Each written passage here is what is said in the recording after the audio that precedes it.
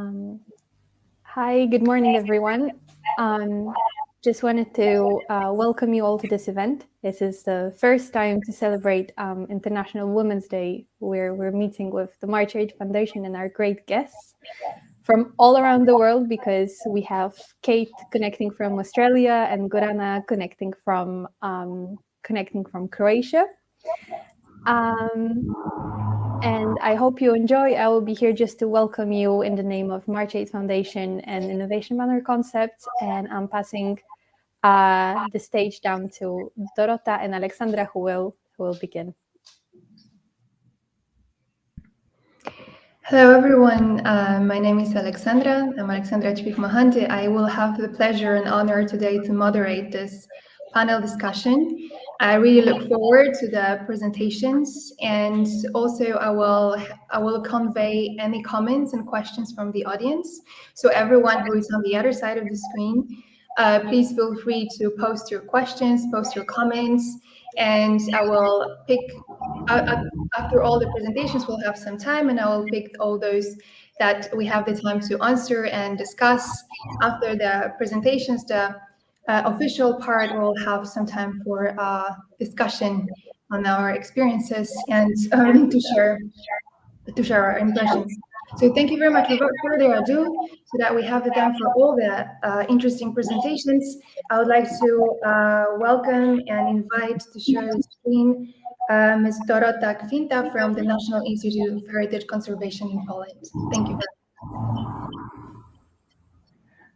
Thank you so much, Alexandra. And my name is Dorota Kwinta. I work for the National Institute for Monument Conservation in Warsaw. In Polish, it's called Narodowy Instytut Konserwacji Zabytków. And it's a great pleasure to be here. So I would like to thank the March8 Foundation for the invitation and for the possibility to present my institution in the context of International Women's Day. So first of all, a happy International Women's Day to all the women out there. And I would like to tell you, I'm not sure if the presentation. Oh, you can see it. I'm the head of project implementation department at the National Institute for Monument Conservation, and I would like to simply present our institution, what we do, how we do it, and why we do it. The National Institute for Monument Conservation is a public cultural institution that was established in April 2022. So we are a very young institution, but already working full steam. And we are subordinated to the Ministry of Culture and National Heritage. The institution is headed by Michał Laszkowski, PhD, and the purpose of our institution, the main purpose, or the most general way to put it, is that we aim at changing the perception of historic monuments on various levels. So what monuments mean to us? Social research commissioned by NIX, which is short name of our institution in Polish, some time ago has revealed that the Poles find it important to preserve monuments, although they don't necessarily know what exactly those monuments are. Of course, it's quite obvious that the monuments are buildings and objects that have some special value or importance to our identity, which can be on the national level or regional level or very local level. And while every Pole is aware and knows such monuments as the Royal Castle in Warsaw or Wawel Castle in Krakow, and they are national symbols, they don't always see things worth presenting in their, let's say, neighborhood or the region, etc., etc. So like a postmodern apartment block in the neighborhood is not necessarily seen as a monument, or like, I don't know, retail pavilion built in the 70s in the communist era in Poland is not obvious either. But of course, not always doesn't mean never. So of course, the study also shows that there are many situations in which people see the importance of local, for instance, industrial heritage that defines the identity of their town or region, but they also sometimes don't know what they could do to preserve it. And also the owners of historical buildings are not always aware of how they can find funding for preservation and conservation works. So the Institute was established with the purpose to change it and to help such cultural institutions and organizations, the owners, the investors, and members of local communities who care about local monuments and local heritage.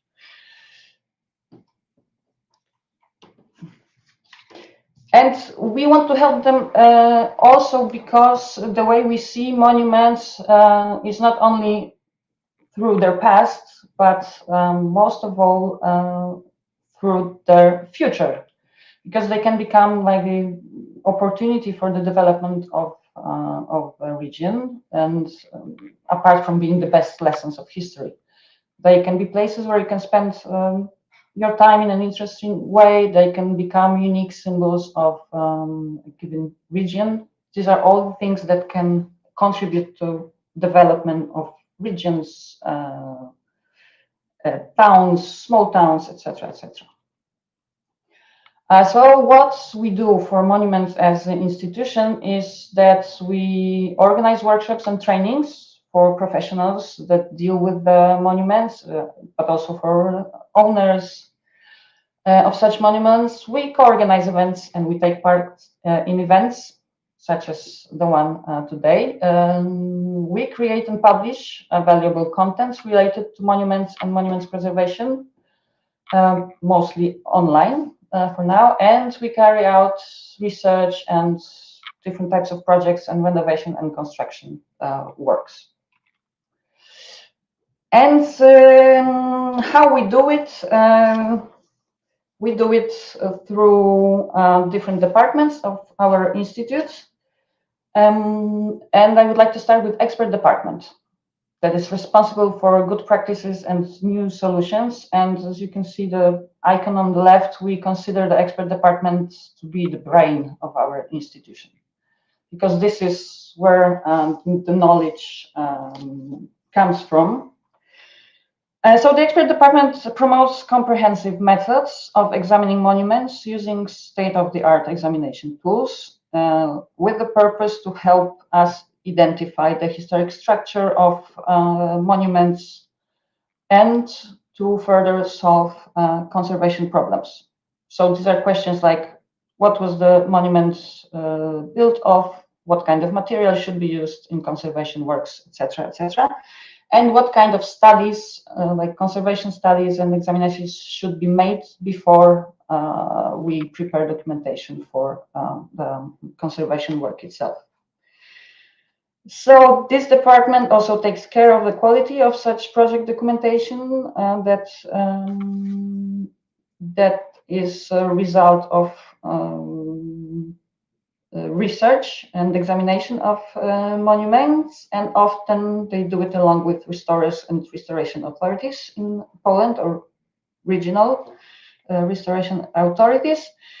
And of course, the department provides technical advice to all the other departments at NIX, especially to my department, which is the hands of the institute. But before we go to that, very important department is the Institutional Cooperation and Research Department, because it's maybe worth mentioning that we are not restorers ourselves, and we don't, operate grant programs either. So our work is based on partnerships. So we team up with local authorities, institutions, with religious associations of different faiths, so with all kinds of entities that own historical monuments or deal with them. And together we work out on what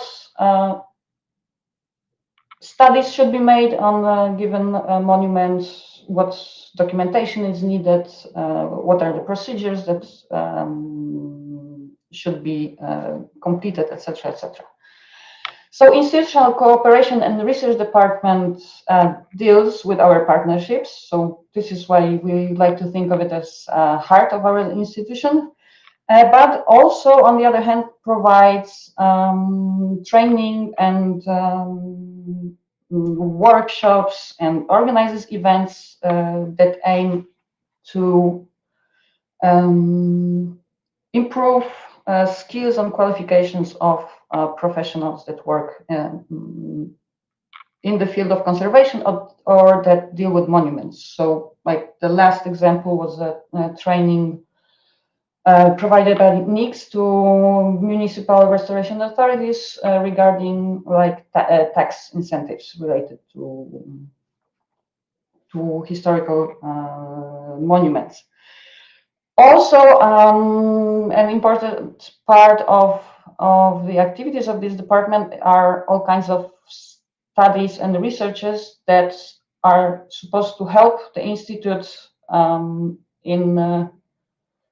to develop our activities in the area of conservation. So I mentioned before the study on the attitude of Poles towards monuments in general. We have also commissioned a study about the attitude of Poles towards the state and public investment in historical monuments, which is it's also important to know how the society perceives the role of state in heritage preservation.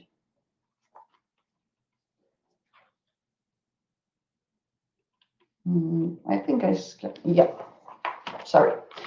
And now we go to the hands of the Institute. So the project implementation department that I'm the head of. So we deal with protection and conservation of monuments in practice. So we are the department that commissions all kinds of works related to historical monuments, starting with studies and examinations and research and archaeological research, material research, etc., etc. Also inventories, like as you can see on the photo, also dendrological inventories. So we do not only deal with, let's say, built heritage, but also with natural heritage. Let's say this photo is from Jewish cemetery in Katowice, and we carry on, or I should say, commission conservation works. Here you can see conservation works on a medieval wooden boat that from the northwest Poland. And the left photo is a lapidarium with fragments of old macewa, of Jewish gravestones. So this is also something that we deal with, that is like collective memory and like physical monuments of cultural heritage. And last but not least, the mouth of our institution, communication and promotion department, because obviously we can do a lot of things, but as our aim is to change attitude towards how monuments and monuments preservation is perceived in Poland, we need the communication and promotion department to share what we do with the public, to prepare information, promote information, and also to create social campaigns that will help us communicate not only with professionals but with broader public, the society, let's say. So here you can see in the middle an image of a spot that was part of our social campaign about investments in monuments, about the benefits that come from investing and preserving the monuments on local and national levels, and we had like several millions of views of this spot. So that was kind of quite a successful campaign. So this is what we do. We are, as I said in the beginning, well, we are a young institution. We are starting our activities, but we've already done, I think, a lot, and we are planning to do more. So if you have any questions, please don't hesitate to ask them, and please follow us on our social media that you can see here. Thank you so much. Thank you very much. Thank you. Thank you very much. I second that. If there are any comments and questions, please feel free to post them under the video that you're watching, and please follow the Narodowy Instytut Konserwacji Zabytków. Thank you, Dorota, for this really comprehensive and illustrative presentation. Everything is clear and it was very interesting. Our mode for today's meeting is that we will listen to all the presentations so that we can think of questions, and then we'll open the floor to discussion. So having said that, I would like to invite Ms. Gorana Barisic-Bacelic from Croatia, coming all the way from Croatia, representing Fortress of Culture. Hello, everyone. Nice to see you. I'm so happy to be the part of this event. I'm sending you regards from Šibenik. It's a relatively small city in Croatia, 11th in size, in the middle of the Adriatic coast. Today, we traditionally also celebrate Women's Day in our company since more than half of more than 2/3 of our institution consists of women employees. So while I'm talking to you, we have a small celebration here, which is always prepared by our male colleagues here in the Fortress of Culture. So they're also sending you their regards. I'm sorry I had some problems at the beginning of our stream. Special thanks and special regards to our partners and colleagues, Natalia and Anna from March8 Foundation, and congratulations to all their initiatives, especially concerning this day. And of course, Alexandra, we met in Vienna. That was 3 months ago, and really time is flying fast. Maybe I missed some of your intro information. I was having a trouble with my connection, but I will share my presentation and tell you what we are doing here in Šibenik with the Fortress of Culture. So let me share my screen. Just 1 second. I hope you all see it. So we are Fortress of Culture Šibenik, and we believe that we are the foundation of the cultural transformation of our city. What is our mission? We are trying to promote through our different activities Croatian culture with a modern approach to sustainable management of culture assets, program production, heritage interpretation, communication, education. As our colleague said earlier in the presentation, what we are trying to do is to make our heritage, our monuments alive in many ways. So you see here on the picture one of our most prominent locations. It's St. Michael's Fortress, which is one of the oldest fortresses in Šibenik. And what we see our mission is we want to be a nationally and internationally relevant stakeholder in the culture and creative industries field, and a synonym for excellence in the culture management. So we have under our institution, so we are a public culture institution founded and owned by the city of Šibenik. We have currently 4 different sites and spaces under our management. Excuse me, Goran, yes?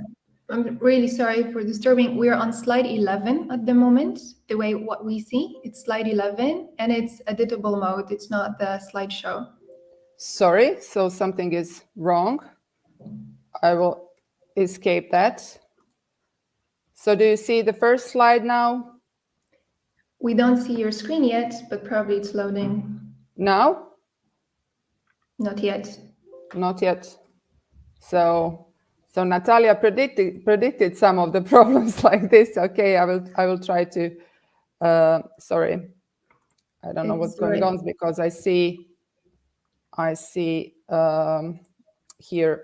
I see my screen and it's shared, and I'm sharing a window or the whole screen. Yes, I'm sharing this particular window from the. Do you see it now? Now we see the first slide. Yeah, it's not a slideshow yet, but we see. Yes, but it's okay. I will try to do the slideshow. Okay, and now? Not yet. Not yet. So perhaps it's better to stay like in this, if it's okay for you to see it like this. Do you see now the second slide? Yes. Yes. Okay. So I think I will just like shrink it and try to stay in this mode because something is obviously wrong with the sharing. So we manage 4 different locations and sites and spaces. Šibenik is a medieval city founded in the mid-11th century, and it's very specific due to its fortification system, so system of different fortresses and walls around the city. And the city decided in the 21st century, as it was previously an industrial city, although it was located on the sea, to invest through European Union funding and projects in the revitalization of their fortification system. So the St. Michael's Fortress was the first one revitalized. Then 2 years after Barone Fortress, last year, the third project was finished. It is St. John's Fortress. I'm currently now at the St. John's Fortress. And the fourth location that Fortress of Culture is managing is House of Arts Arsen. It's a multifunctional hall. I will talk about it a bit later. So what we are doing on our fortresses, St. Michael's Fortress is the symbol of the city of Šibenik. It is the place of the origin of the city. And according to this very old idea from the mid-20th century to build the stage on the St. Michael's Fortress, the idea was finally came to reality, so to say, through the European Union funding and one of the first projects of the revitalization of the cultural heritage in Croatia through EU. And it was opened in 2014 with this beautiful open air stage on the top of the fortress with a view on the whole center of the city and the surrounding areas. But St. Michael's Fortress is not only a place of good music, good concerts, it's also one of the most visited fortification monuments in Croatia, because we work all day long and we try to use different types of interpretation tools to present the history of Šibenik and the history of our fortification sites. So we have different digital tools like 3D mapping in our cisterns. We have, of course, different multimedia guides and so on. And one of our also, so to say, directions of our company is to make our sites as green as possible and sustainable as possible. So we also introduced the Zero Waste project, which is trying, because this is the most visited monument in Šibenik. We have around 150,000 visits through the year. So we try to make it a zero waste location through our project.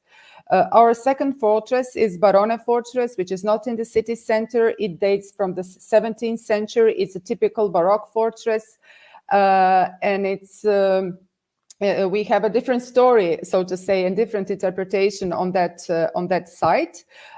First of all, we were one of the first sites that introduced augmented reality as a tool for interpretation.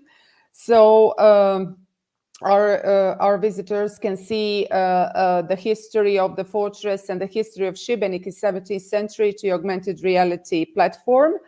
And the other, so to say, the face of the fortress is also a place for events, but smaller ones. We have movie projections throughout the summer, open air stage as well for jazz, blues, and classical concerts. And we have different workshops for children throughout the year. The third location that our institution manages is St. John's Fortress. It is the biggest fortress in Šibenik. It has almost 19,000 square meters, and it's really huge. It was one of the most complicated cultural heritage projects in the recent period in Croatia, because all of this area was covered with greenery, and the fortress and the monument was not even visible, so to say. And St. John's Fortress also has one very specific, so to say, feature under this area, which we call the pliers. These are on the northern part of the fortress. We built a campus. It's an educational center. I'm speaking to you from the campus right now. It's intended for student groups, young experts, artists who are coming to Šibenik for study visits, workshops, and other educational purposes. So what we see at our campus is a sort of platform for strengthening our human capacity, our human resources in terms of heritage management, arts management, and so on. So the fourth location that our institution manages is the House of Arts Arsen, which is a multifunctional hall. It used to be a cinema in the city center, and for a long time, for almost 20 years, at the beginning of the 21st century, Šibenik didn't have a cinema hall in the city center.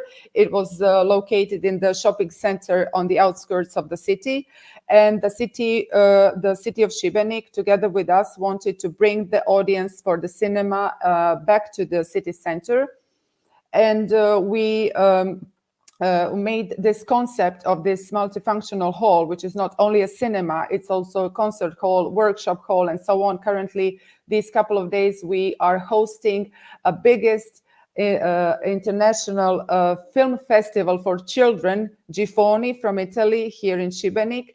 And we have almost daily programs in our House of Arts Arsen.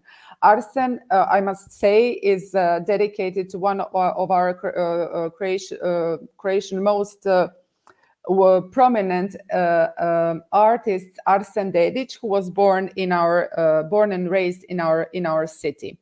And we are really doing lots of different activities in terms of our local community, our national cooperation with different institution managers, art managers, and so on. And of course, our international partnerships, mostly throughout European Union projects and applications. But we are very proud of our special project, which is called Friends Club. It's basically a loyalty program or a membership program for our visitors.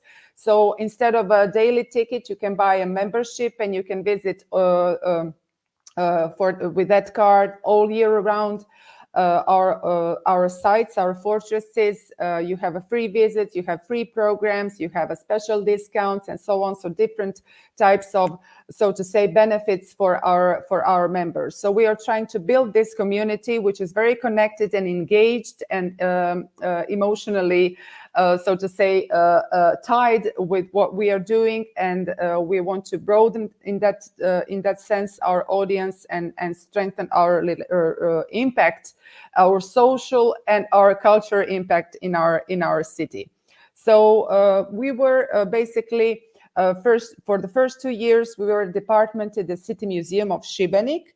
And from 2016, we are an independent institution owned by the city, of course. And throughout that period, we have over 1 million daily visits to our fortresses. We had more than 350 different types of events on the both fortresses. And without House of Arts, Arsen, we held up until now over 300 different types of events. So it's a very dynamic so to say, rhythm in our institution with different types of programs. Also, we have a department for interpretation and research of heritage as well. And of course, very active and very busy marketing and PR department as well. So these are some of the internationally known artists who performed at our stage throughout that program, and that quality artists. We are trying to brand our city as a culture destination, as a destination for culture, tourism, and good music. So we are trying to. We are now preparing for taking over one more location, which is located on our island of Zlarin, and that is what I will perhaps talk about next time that we see. We are very proud that our work is very recognized and awarded. And if I must point out some of our awards, is that we are very proud that in 2020 our institution was included in the catalog of best practices as in heritage management at the European level, in the catalog of culture heritage in action. So, and that's more or less it from me. I'm happy to hear your comments, your questions, and I'm happy to work with you and talk to you again sometime. Thank you. Yes, exactly, Kate. That's this deserves an applause. That was a very interesting presentation. Listening about Šibenik is always impressive. Thank you for that. And I cannot wait for the discussion afterwards. I'm sure there are a lot of questions, and I hope that we are listened by some cultural managers, representatives of various institutions, because there were good practices to follow. Thank you for that. But let's move on to our next presenter, Ms. Katarzyna Sielicka from Heritage Management. Thank you for coming, and the floor is yours. Thank you very much. Hello to all. I really appreciate the invitation, and I'm very happy to be today with some great women. I presented a small presentation because I would like to talk with you today a bit about my personal experience in a practical work with heritage monuments in Poland. So I will try to share my screen. Let me know when it works. Can you see it now, maybe? Yes, we can see it. Okay, that's great. So first of all, I would like to say that these few words from me is really based on my personal experience. So I don't want you to treat it as some like general opinions. And I would like to say a few words about exactly gender equality in the heritage work environment. And I would like to present it also from a point of view of a province. So I'm working here in Poland, in the Lower Silesian region, which is exactly already a provincial region regarding to capital in Warsaw, but not only in this meaning. I'm here in this region. I'm also working in a deep province of this region, so not in any kind of bigger city at all. So this is why my experience is really personal. And I'm working in a heritage field for quite few years now, and I tried many different paths to get to know this experience. So I really started by working in the archaeological excavation sites. And first of all, I found out that my experience that I had from Poland was something quite different that I saw in other countries, in other European countries. So my first approach to the excavation work on field, so basically physical work in Poland, was quite a shock for me. Of course, being a woman, you can make a big career in Poland in science, like in a desk work, but your very beginnings are, of course, in the field, in an excavation site.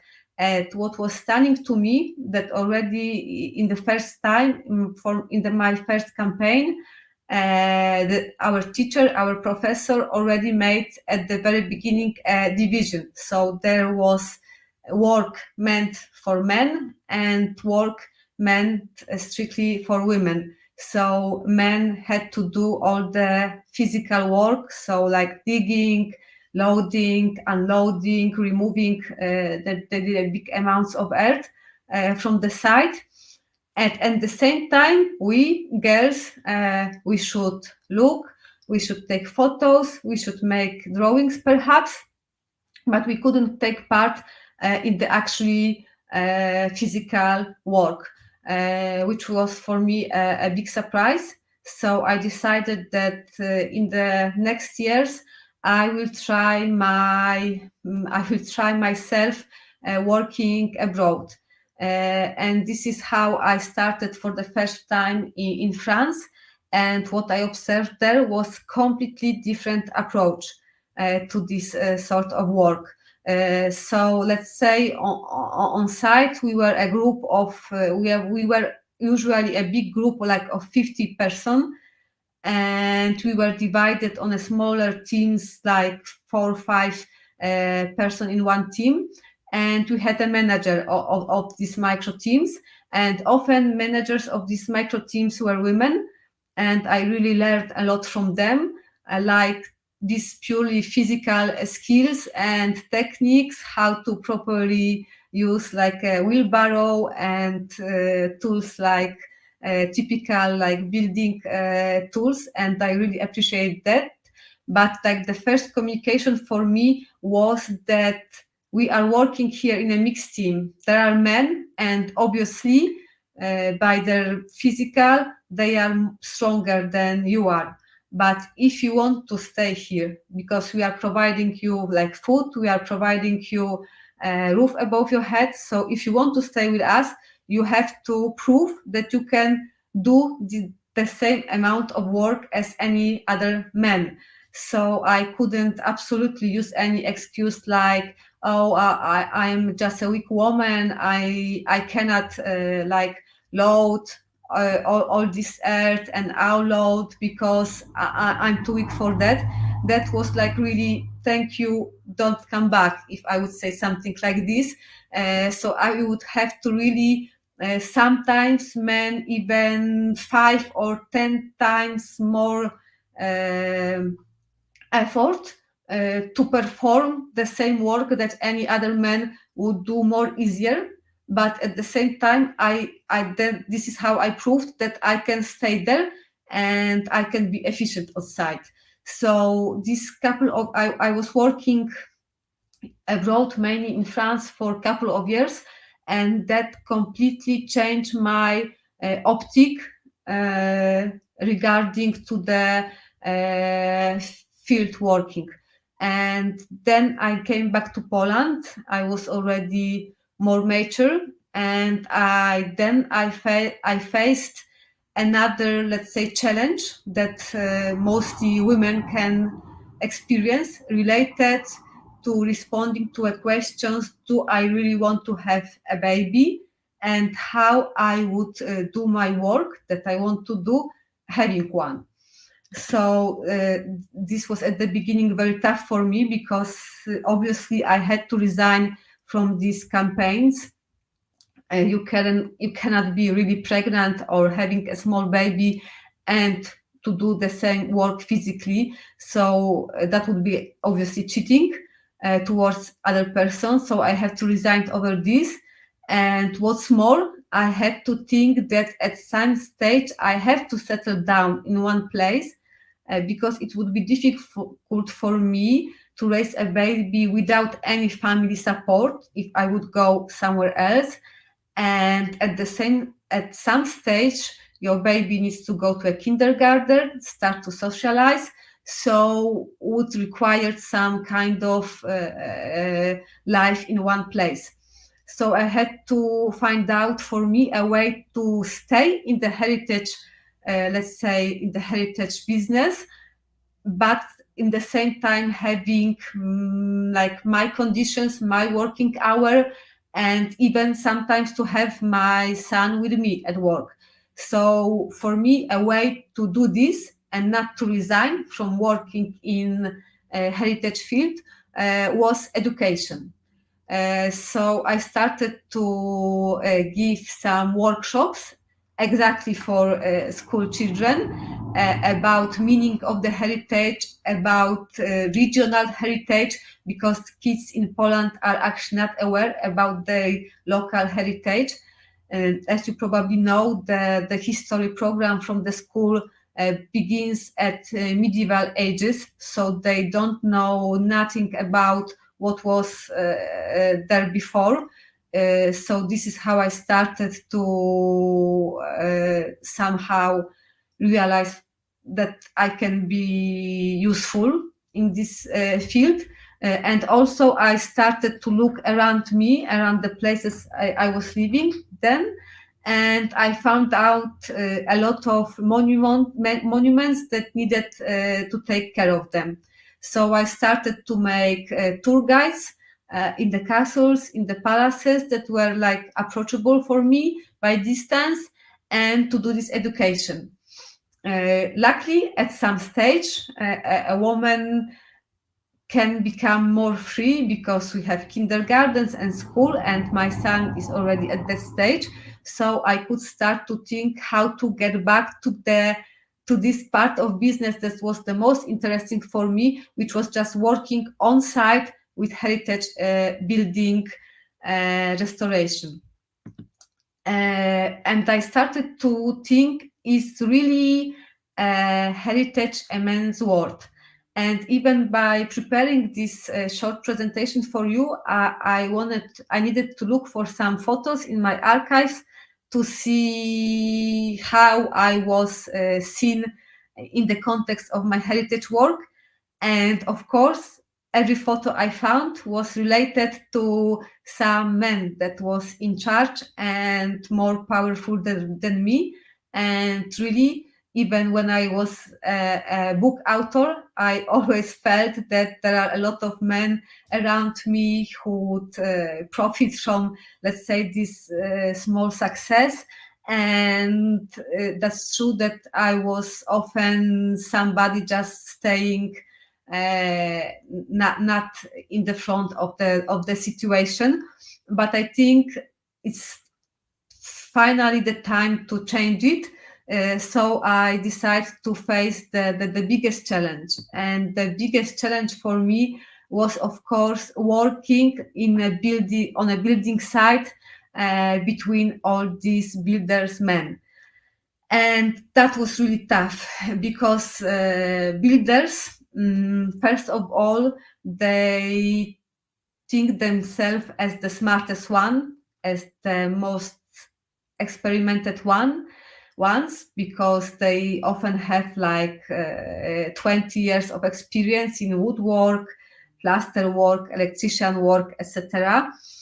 So they wouldn't listen probably anyone, but especially they wouldn't listen a woman, and relatively, let's say, relatively young woman for them. And every day, every morning, I had to face like 20 men's crew that were waiting for me and to hear what they would do today.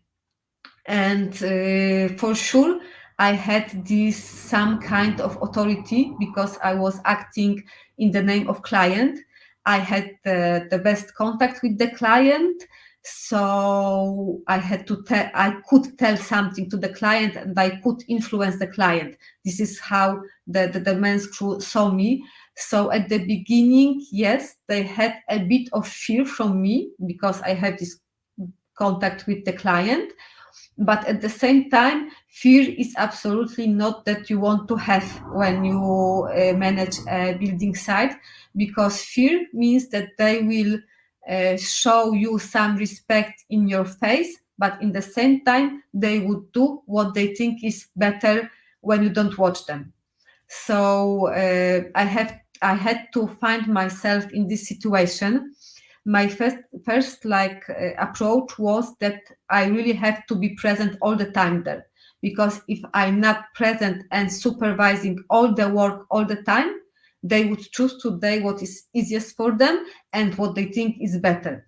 And my task was to manage to do what was better for the client, of course, and for the building. So this is why I had to be present all the time. And at the beginning, I tried to change my physical look to try to gain some respect. So because I was looking as a young, inexperimented woman, I tried to disguise myself in a more serious clothes. And that was just love. And I didn't felt confident in this clothes. I felt that I'm in disgust.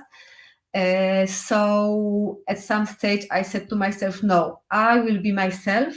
I will wear what I feel comfortable in. So one day I came to the building site with my typical look, which was like t-shirt, shorts. It was summer.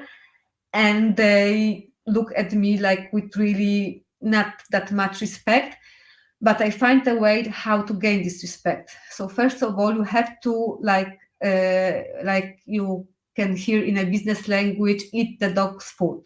So you have to be with them all the time, even if it's cold, because it's winter. You share the same condition.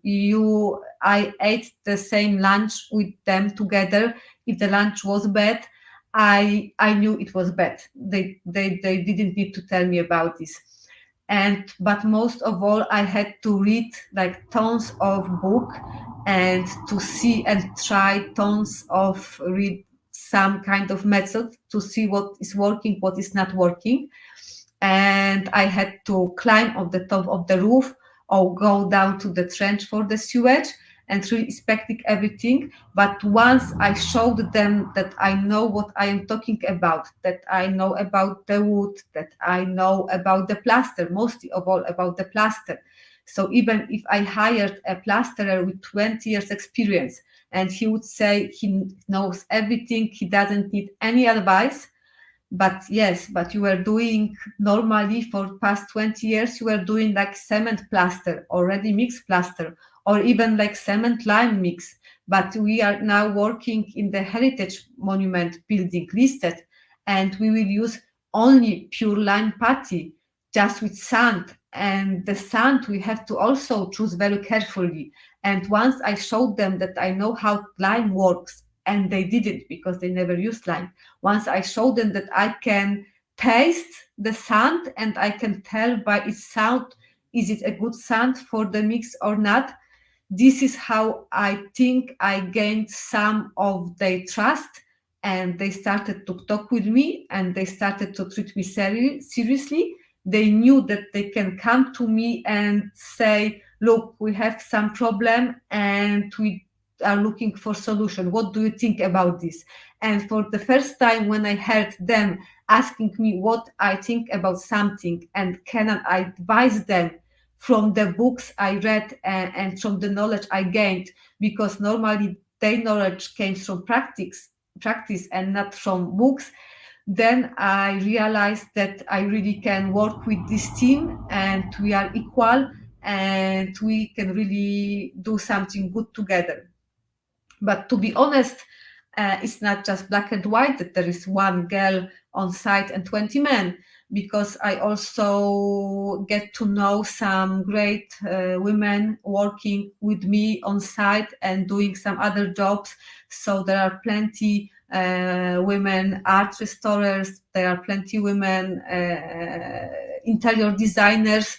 So it's not just like very pessimistic view that there is one woman who has to deal with all this bunch of 20 men. So that image is not that simple as I told you at the beginning. And just to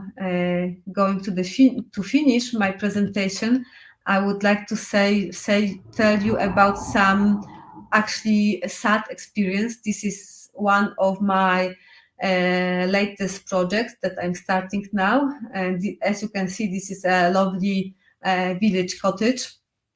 And one day I pick up a phone from a woman, mature woman, successful, living in a big city.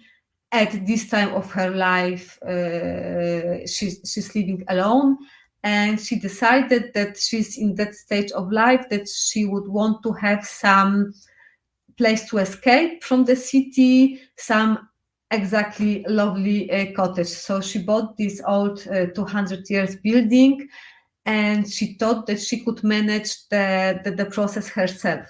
And ideally, she should be able. But what happens to her? She had a project, and on the project she had already chosen where to put what. So here she wants a bathroom, here she wants a bedroom, living room, etc. And she invited a planner, because the first step was to lie down the pipes in the house to get water connection, sewage connection. And she showed him the plans. He agreed. She left back to the city where she's working, and 1 week later she came back and she saw that everything is completely different. And the guy just told her that he decided what would be better for her. And of course, there are never one solution for an old house.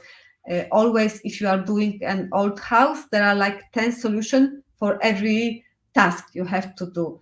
But this is something you should discuss. And normally in the relation with the client and contractor, I think if the client was a man, the contractor would have consulted him and would have asked him, can he change the project?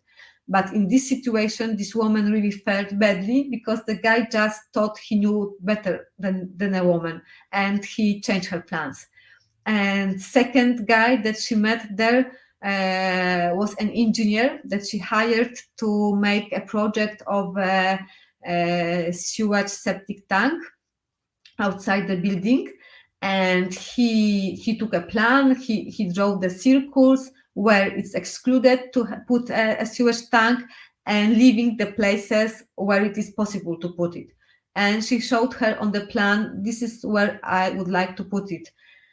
And what the guy did, he submitted papers to a local building office with completely different project, because once again, he thought he knew better than her.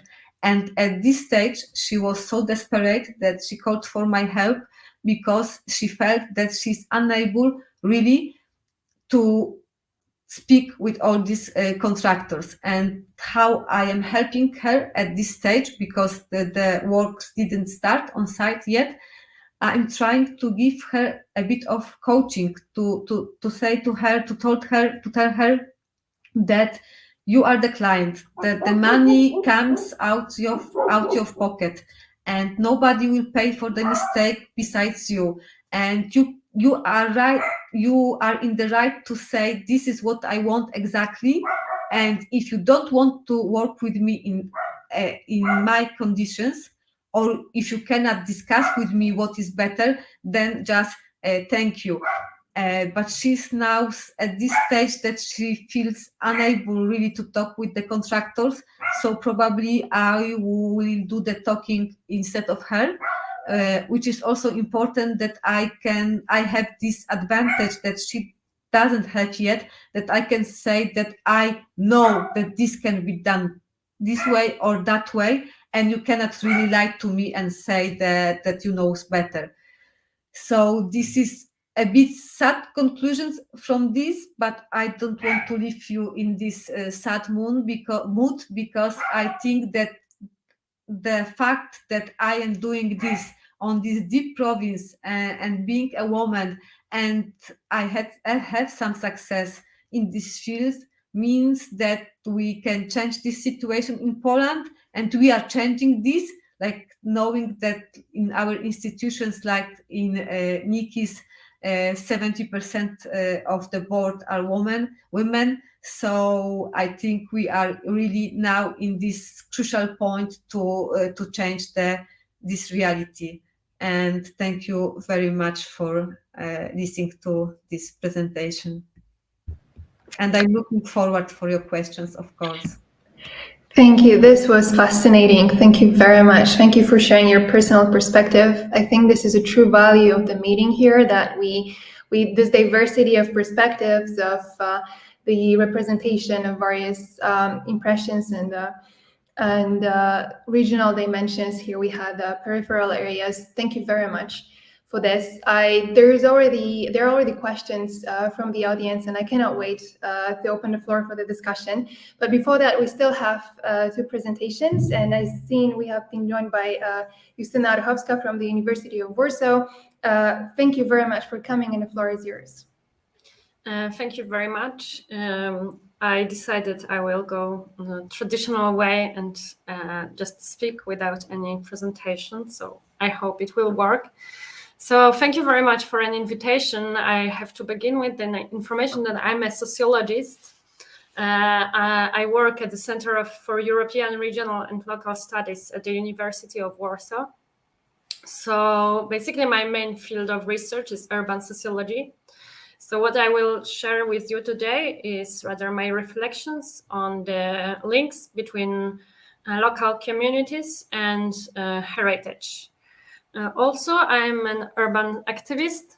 I'm a volunteer in the urban movement, which is called Dziedzictwa Ours in Polish. And we also, heritage and is one of the areas of our interest. So, as I said, what I will share with you is rather my reflections.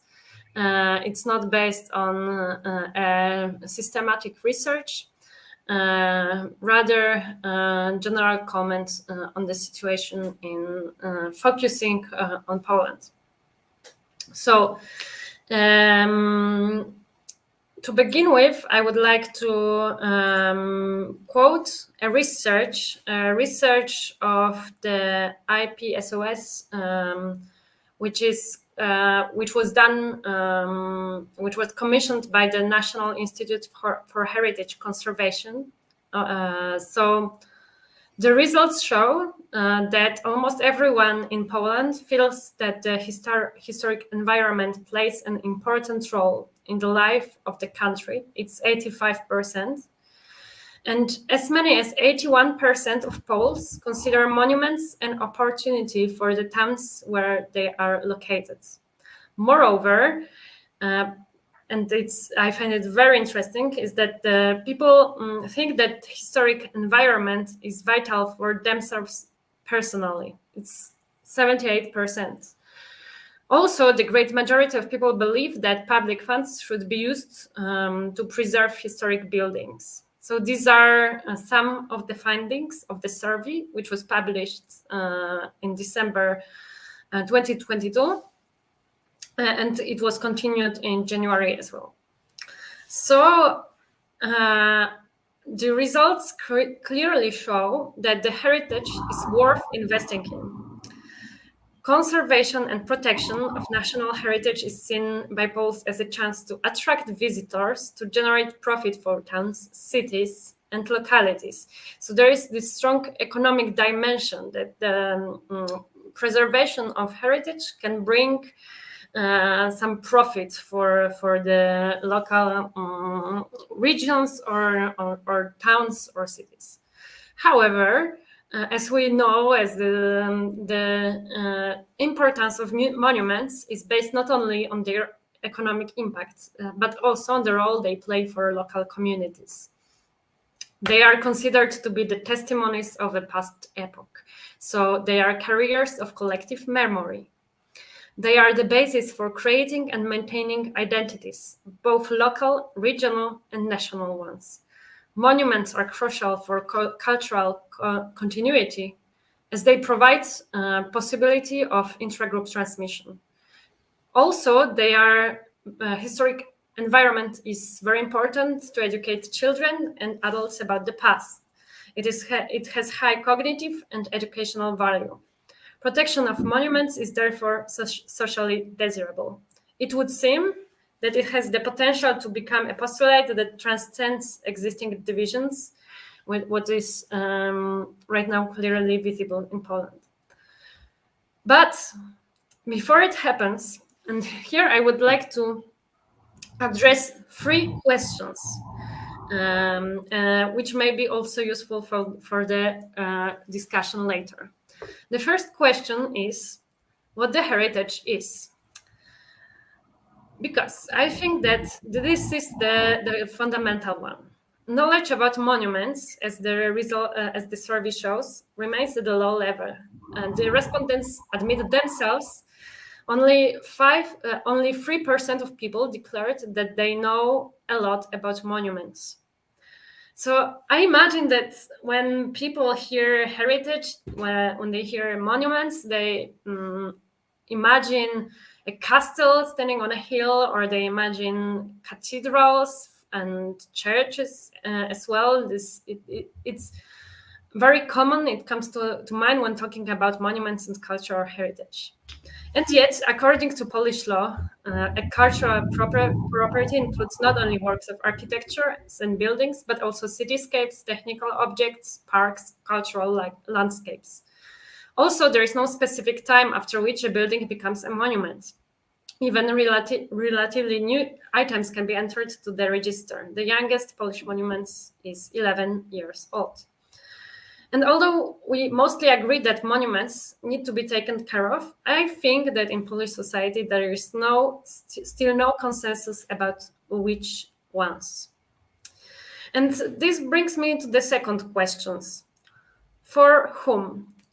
The same symbolic value that determines the importance of monuments can, in the same time, contribute to maintaining borders and generating conflicts.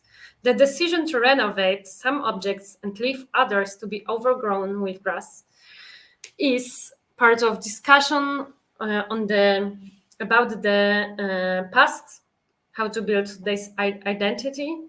So it's quite a political question. And in Poland, we can see it very clearly with the discussion about the architecture of post-war modernism. And we see it took many years of work of NGOs and activists to this post-war modernism to be recognized as heritage worth preserving. And I believe it's still important that this work continues to be done.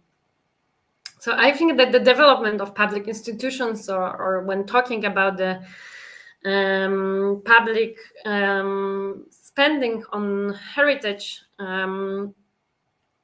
it's definitely needed. It's important, but it is equally important that this protection covers various objects.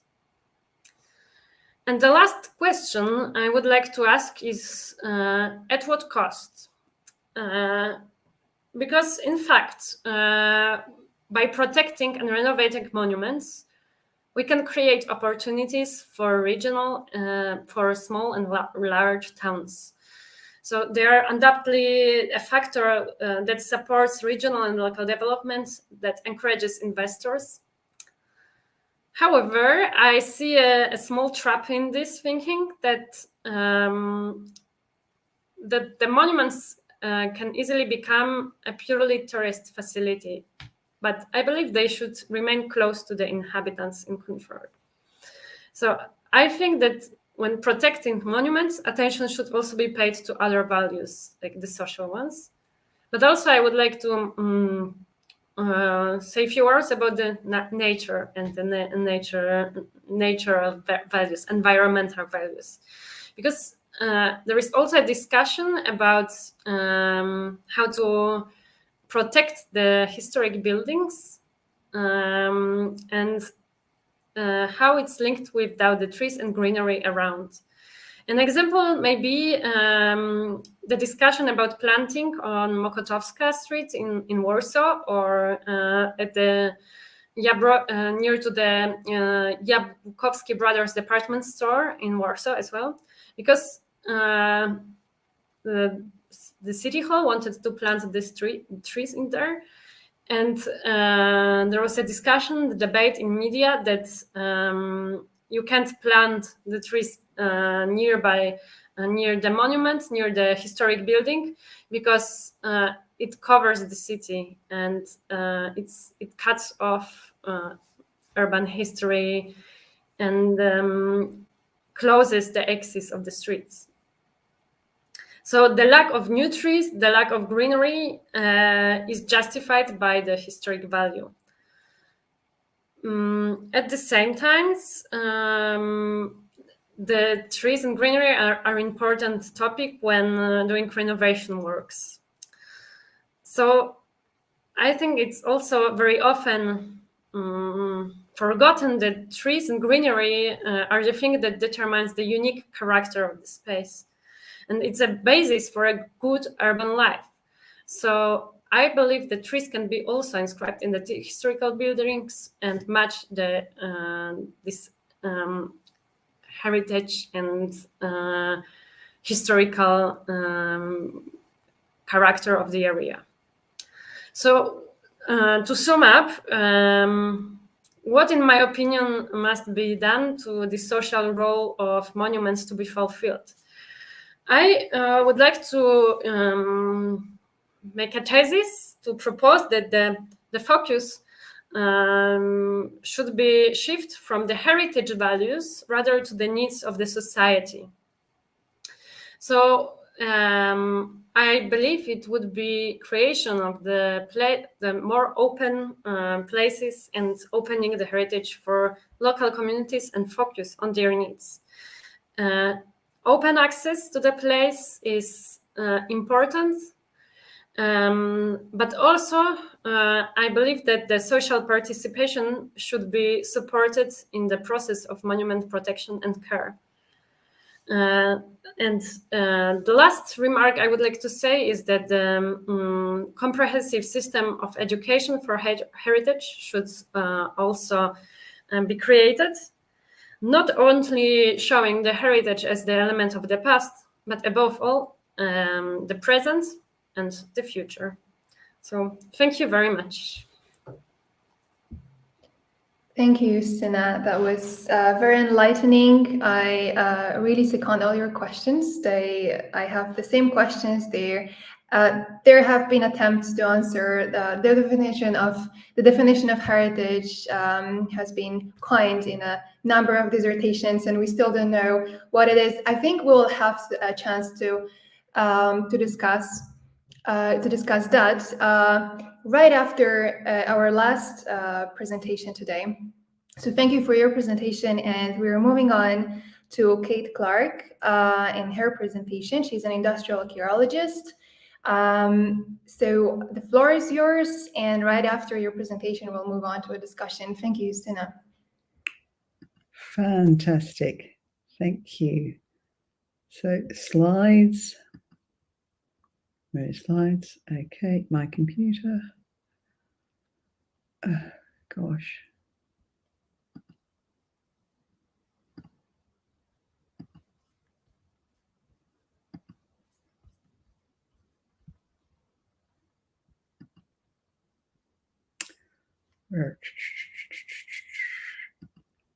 Can you see my screen?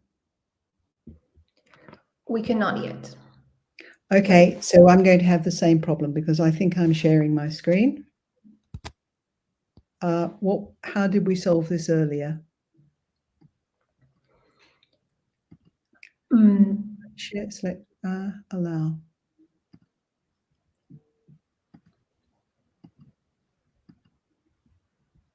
Okay.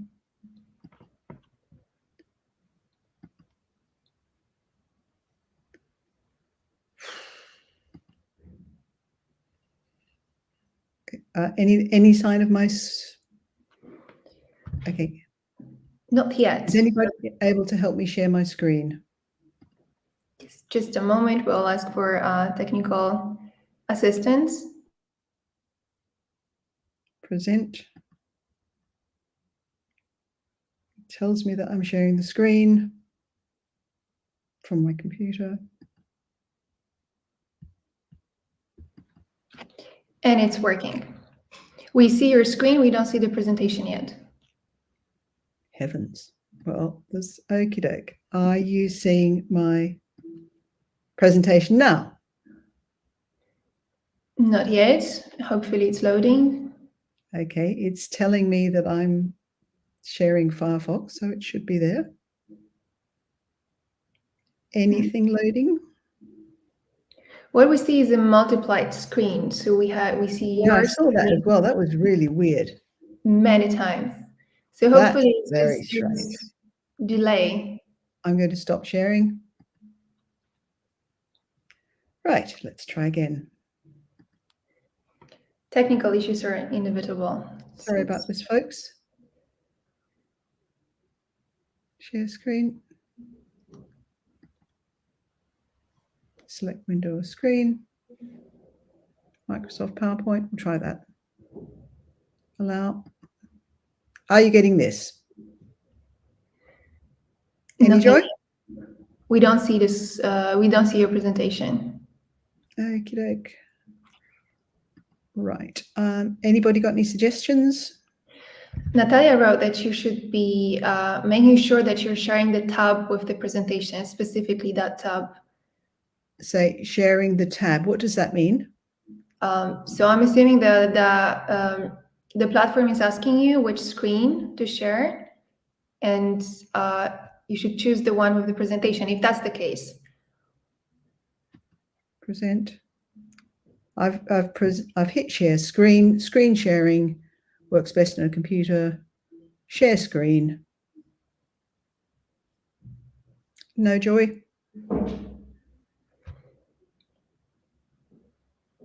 And is there an option to share slides, not the screen? Present. Sorry, chaps. Sorry. There is an option to share the slides. I need to upload the slides, though. Add files from your computer. Upload. I'd have to upload a file. I think that'll take too long. Right. Has anybody got any great ideas? Sorry, there's another thing in the chat. You should share slides and not the screen. Okie doke. Present. It will, needs like 30 seconds to load, but should be okay. Okay. Add file from your computer. Okie doke. I'll do that. Upload a file. We'll do that. And meanwhile, okie doke. I'm opening that. Hopefully, I'm now uploading my presentation. Might take a little while. It's about 50 megabytes. Excellent. Well, I can see the little wheel of doom going around. While I'm doing that, I'm Kate Clark. I'm talking to you tonight from Australia, and I want to say thank you so much for inviting me. It's very exciting to share International Women's Day with you. And I was going to start, as I always do, with acknowledging the traditional owners of the land that I'm speaking to you from, which is the Gadigal people of the Eora Nation, because that's a tradition that we have in Australia of always acknowledging the owners of the land and paying our respects to elders past and present. And because it's International Women's Day, I was also going to pay my respects to some of the older women in heritage who've always been my mentors and my supporters. And if you could see my slides, you'd see a nice picture of Sharon Sullivan, who's one of the many, many women who've supported my journey through heritage. So are you seeing, oh, now I can see a picture. Slide 1. Can you see my slides now? Oh, how about that? Excellent. Sorry about the delay.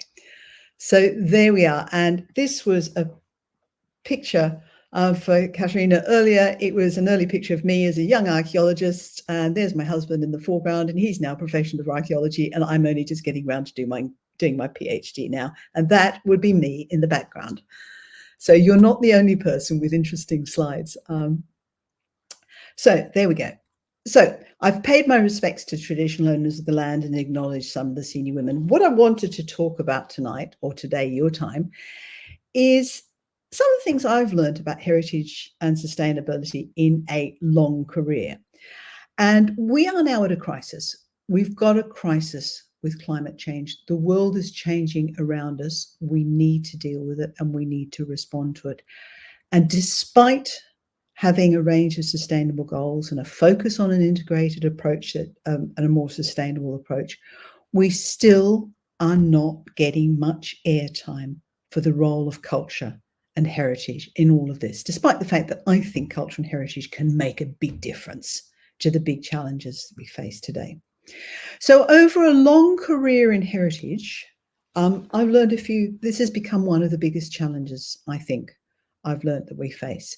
So I began my career as a young archaeologist digging holes. I then worked in a heritage agency, a bit like Dorotha's, doing traditional conservation. I then went and I worked in museums, and most recently I've worked in Wales looking after castles. So I've been around heritage for over 30 years in a whole variety of different roles, from being in charge of monuments to the kind of active things that Gorana was talking about. And that's most recently I've been working in Wales, looking after heritage and monuments there. And the big challenge in all of this for me is that we're not winning. In Australia, we have just blown up, demolished, a series of potentially 45,000-year-old rock art sites, which demolished for mining. In other words, we are still putting our economic imperatives ahead of our cultural heritage. And we're not winning because heritage is still seen as a problem. It's still seen as a brake on development. We, all want to knock everything down and start again. We haven't managed to win the war. And we're not seen as part of that bigger solution to the sustainability problem that we're facing in the future.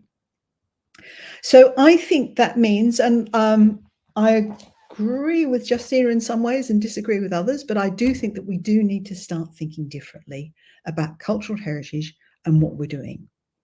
And the first thing we need to do is to start taking a much wider view of cultural heritage. We've got to stop thinking and working in silos, buildings, museums, collections, nature, and we've got to start seeing the bigger picture and the connections between all of this. And I was very lucky. I spent some of my career working with an organisation called the Heritage Lottery Fund in the UK. And the Heritage Lottery Fund can fund all sorts of heritage. It can fund landscapes, it can fund buildings, it can fund natural heritage, it can fund species, it can fund railway trains, it can fund intangible cultural heritage in the form of memories and stories, as well as tangible and as well as buildings. So that taught me that we need to get out of the box and stop thinking in heritage silos and recognize that heritage is much more than monuments.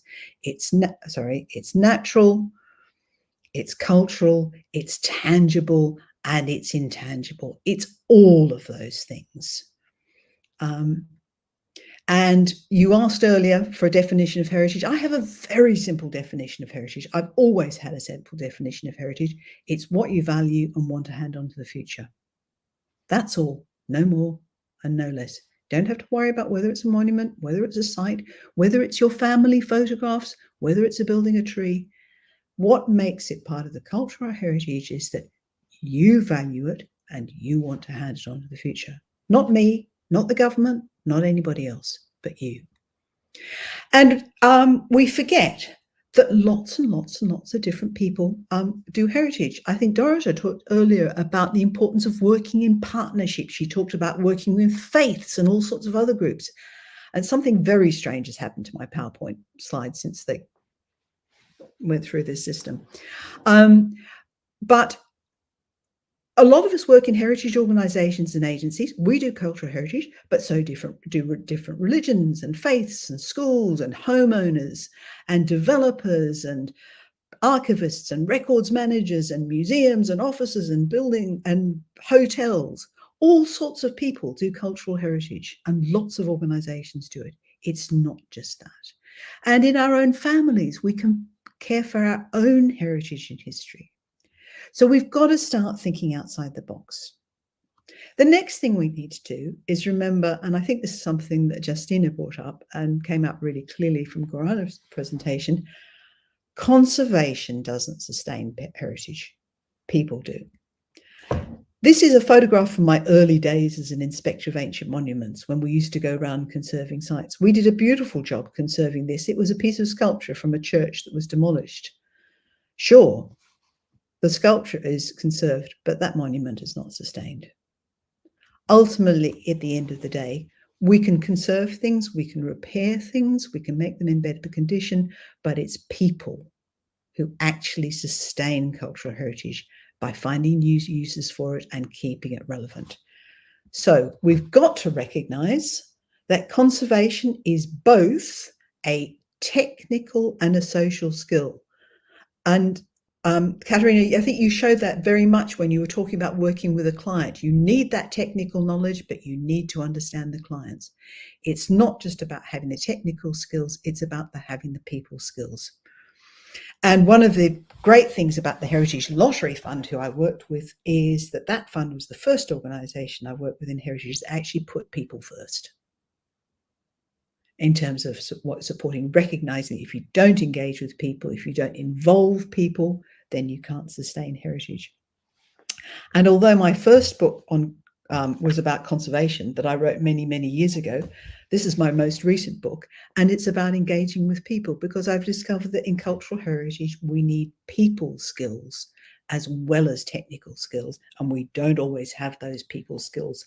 So this is a book of activities and games that you can use and you can play to engage with people around all the different things that we need to do to look after cultural heritage sites. And it's designed to be specifically to get communities involved, talk to them, listen to them, work with them, find out what's important to them, and build that into the work that you're doing. So, rule number 3, thing that I've learned: stop talking so much to other heritage people and start talking to everybody else. I've just come from a heritage event in Sydney. It was absolutely wonderful. We were talking about the future of heritage, but we were talking to each other. And we spend a lot of time making policy for cultural heritage, whether it's the monuments we protect, or in Australia, how we work with Aboriginal heritage. What we don't do is think about the role that caring for cultural heritage can play in other policy agendas. So, for example, when I was in Wales, we had a wonderful report which was about the role of cultural heritage in addressing poverty. Huge problem with poverty in Wales. Cultural heritage can play a really key role in inclusion, in giving people confidence, in helping people to address some of the things that might be holding them back. Equally, regeneration, looking after existing buildings, can play a fantastic role in regenerating rundown places and cities. We don't have to flatten them and start again. In Australia, we're beginning to realise that Indigenous and Aboriginal approaches to landscape and country are a really powerful and different way of thinking about how you design for new places and buildings, thinking about what is there. It's about stopping taking a human-centred approach to design and thinking more about the landscape and the place and the country where you're building. It's completely revolutionizing the way we're thinking about placemaking. And of course, as cultural heritage can play a role in sustainability. All of those things that we need to do to meet those sustainability goals, many of them can be achieved through looking after cultural heritage. And this is the City of Sydney's Sustainable Sydney Plan. And there is a renovated old historic water tank as a public space as part of their sustainability strategy. But the problem is that most of the time, those are the good examples. Most of the time, heritage is missing in action. It's not there. This is Australia's action plan on waste. We've discovered that we need to stop thinking about new build and we need to think more about, recycling. There is no mention of existing buildings or cultural heritage in there anywhere. No mention at all.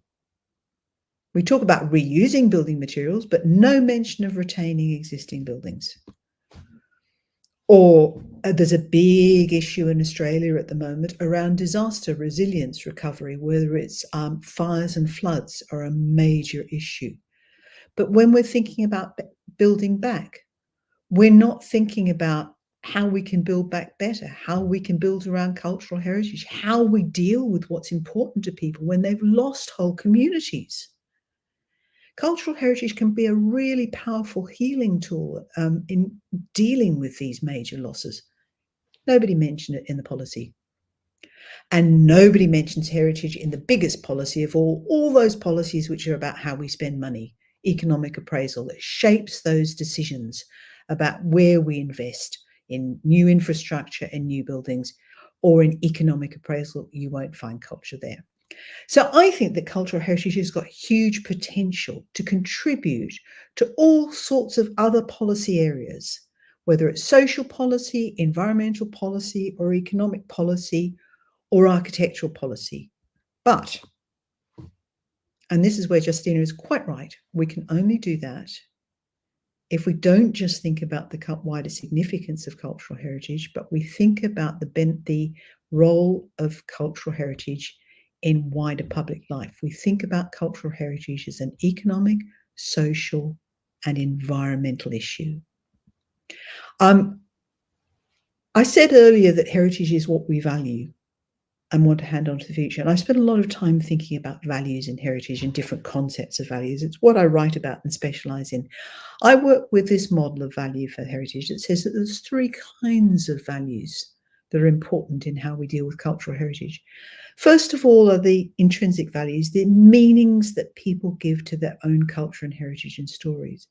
But then, as Justina mentioned, there are the benefits that flow from when we invest in cultural heritage. The economic benefits, the jobs created by heritage, the environmental benefits that flow from conserving environments, or the social benefits that flow from when people take part in, say, some of Gorana's events. But there are also our own values that we bring to cultural heritage, our own biases, our own institutional values.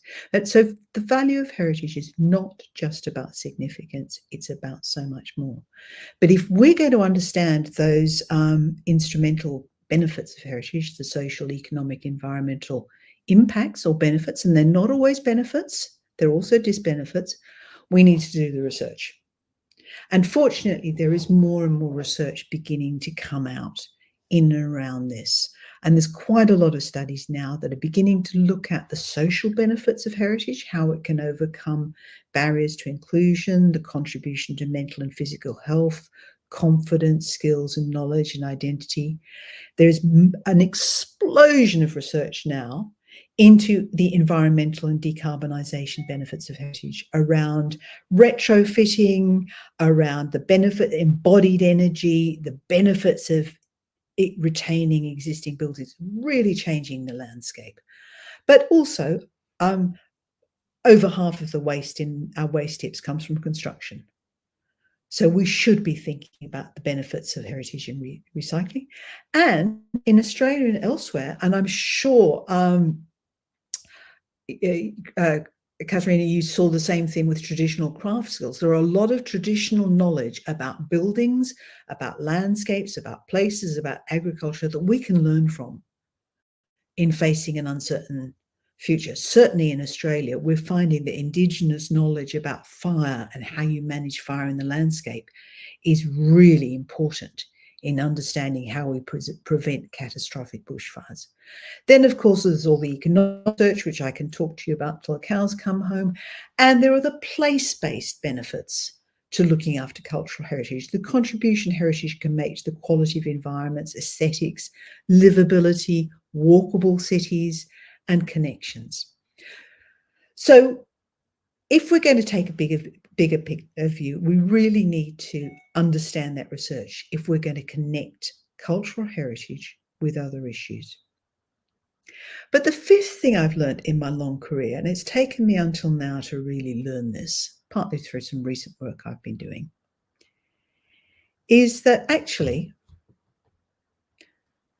in Australia, Indigenous people, but also many of the world's faiths, whether it's the Church, Buddhism, Islam, Sikhism, have all actually been in the business of conserving cultural heritage for far, far longer than those of us who are kind of working in a kind of post-Enlightenment world.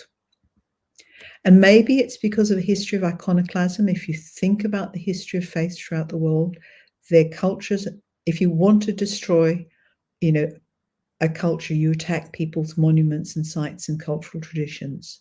So I think the faiths of the world have developed a lot of learning about culture and heritage and keeping traditions alive and handing them on to the future, and about the value and importance of caring for things. And I've just done a whole separate project on this. And I've really learned that really they are the original conservators. We've come to the business quite recently, and we've got quite a lot to learn from different faiths and different cultures in terms of their approach and knowledge. And in Australia, for example, we are learning a lot from Indigenous people about approaches to country and how you integrate storytelling and responsibilities to a country in a way that are much more deep-seated, much more thought through, and much more sophisticated than even, I think, some of our thinking about sustainability. So we've got a lot to learn from other cultures and peoples. And, the kind of Western approach is certainly not the only approach to conserving cultural heritage. And we're really lucky in Australia that there's a lot of new material coming through for Indigenous people about how to look after heritage. And indeed, recently at COP, whichever it was, there was also a lot of learning from the Global South and different communities about traditional buildings and traditional knowledge and traditional skills. So I think we're beginning to realize that there's a lot to learn from other cultures and communities. So there we are. We've got a few opportunities at the moment. It's not all bleak. We're beginning to see ideas about sustainability and the role of culture and sustainability going mainstream. I've just spent 6 years working in Wales in the United Kingdom. Wales has got legislation that puts well-being at the heart of government. And guess what? Culture, in the form of a Wales of a vibrant culture and thriving Welsh language, is there as one of the 7 goals that all public departments in Wales have to take into account. So it's not just a problem for cultural heritage. If you are doing transport or the economy or anything else, you've got to think about culture and heritage in the same way that we in heritage have got to think about those other goals in what we do. And the other thing about that approach is it's also got ways of working that are about involving people. So I think there are some opportunities. I think our time has come.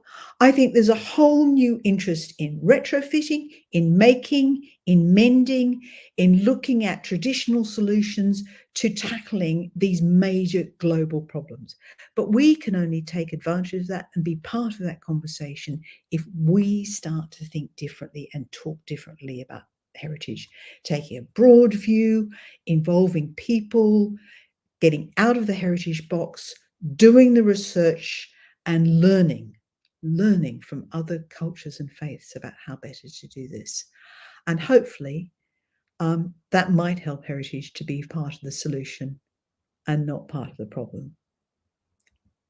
And yes, Justine, you're right. Conflicting values are part and parcel of what happens in cultural heritage, but it's something that I think is part of the power of heritage and not just a weakness.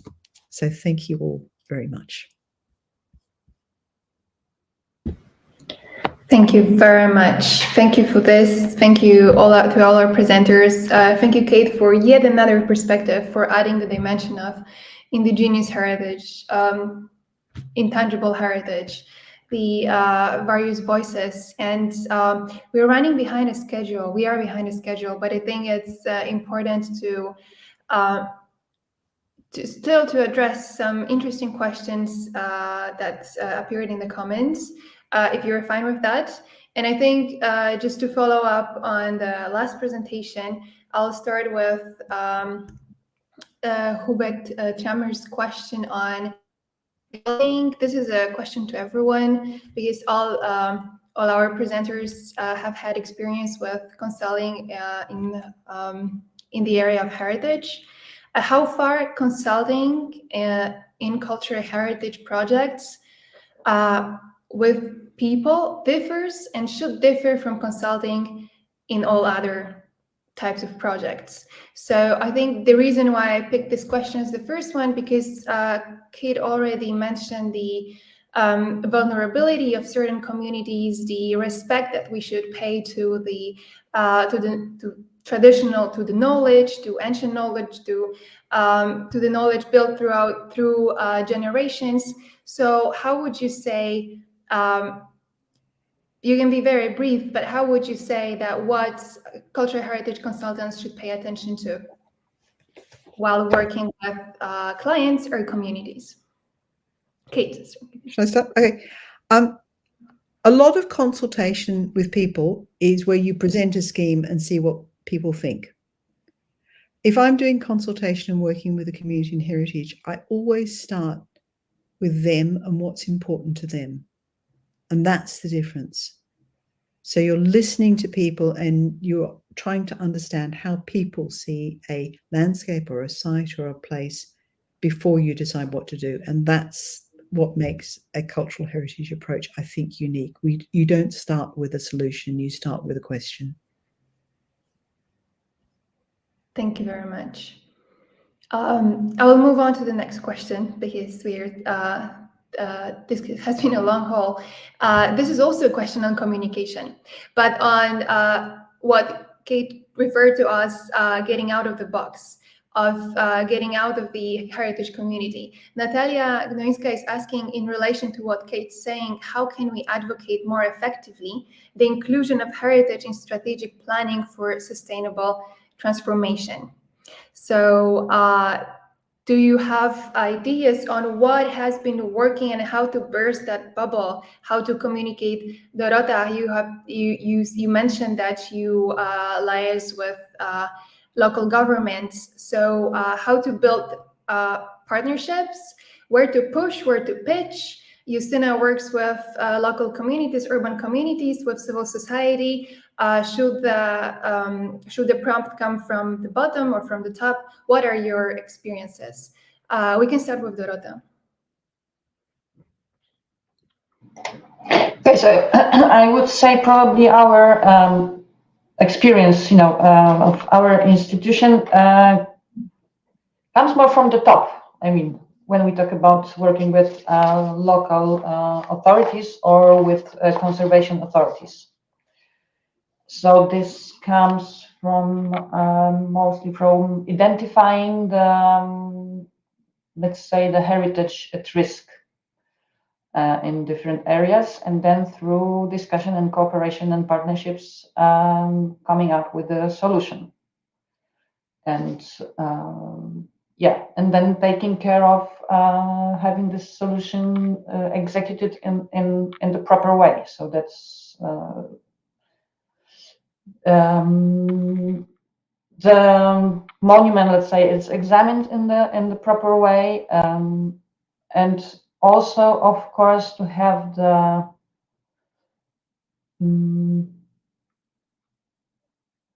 I don't want to say the local community support, but of course it's about the support. To know that the local community is also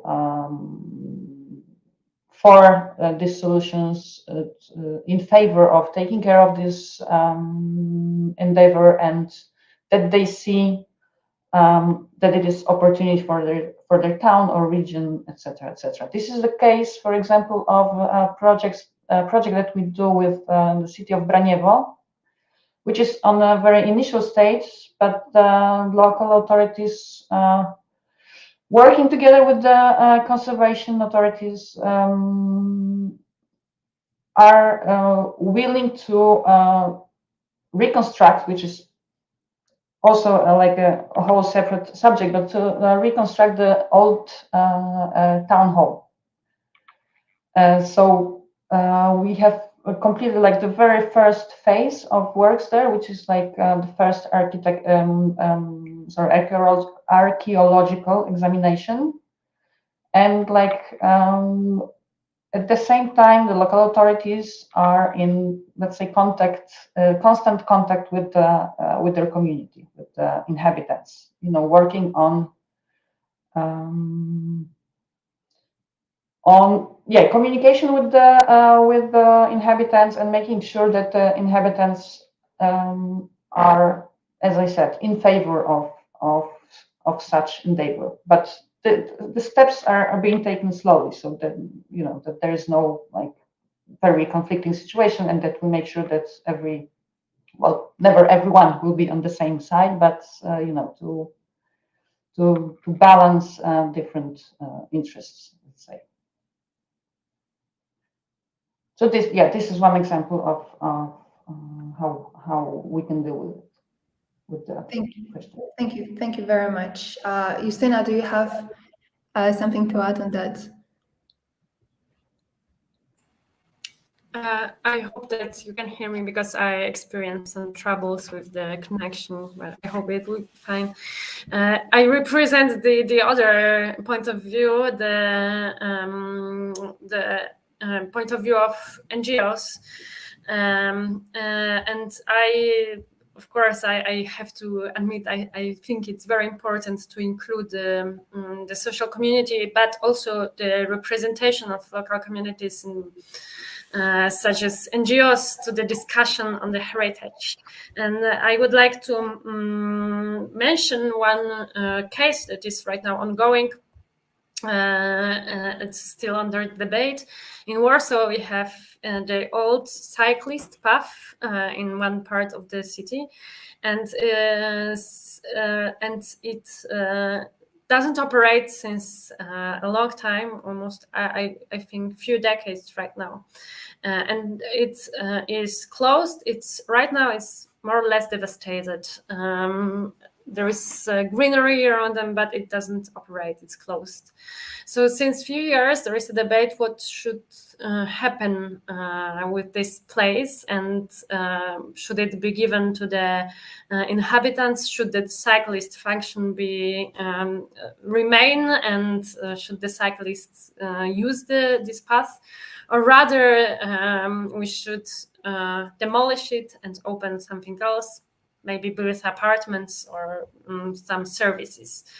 And I see the role of social organizations in here to open the discussion. Is it heritage already, or isn't it a heritage?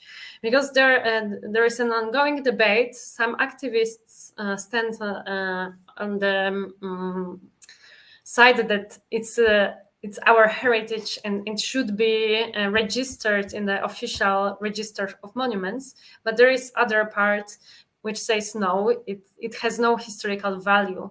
But the point is that there was no such discussion before. And the first thing that the activists can do is open the floor for the discussion and to discuss what the heritage is, what isn't, what should be preserved or no. And I see a great potential in this social role of NGOs. So that's the first thing. But also, later on, the participation in all the processes and discussion is, of course, still important. Thank you very much. Thank you. So there's one more question from the audience. It pertains to the international. Women's Day. But before I switch to that, which should be the closing question, the wrap up of our session, I would like to also address the life of heritage professionals, because we are all heritage professionals here.